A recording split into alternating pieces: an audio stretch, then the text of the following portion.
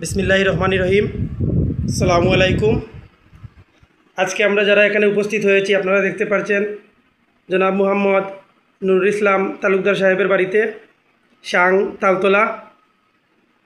আমরা যাকে মানবতার ফেরিওয়ালা, যিনি হতদরিদ্র বা আমাদের সমাজের সব মানুষের পাশে দাঁড়ান, জনাব মুহাম্মদ নুরুল ইসলাম তালুকদার সাহেবের বাড়িতে এসেছি আমরা এই কারণে, জায়ফরপুর নগরিকাফন তালতলা থেকে গোয়ালাবাজারের রাস্তাটা অনেক খারাপ।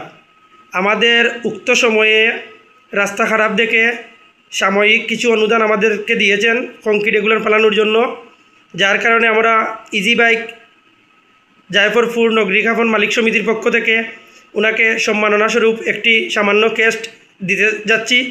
তাই আমাদের এই উপস্থিত সময়ে আমাদের মুরব্বী জনাব মোহাম্মদ গুলাব আলী চাচাকে ওনাকে ওনার সম্মাননা ক্যাশটি ওনার হাতে পৌঁছে দেওয়ার জন্য আন্তরিকভাবে অনুরোধ জানাচ্ছি।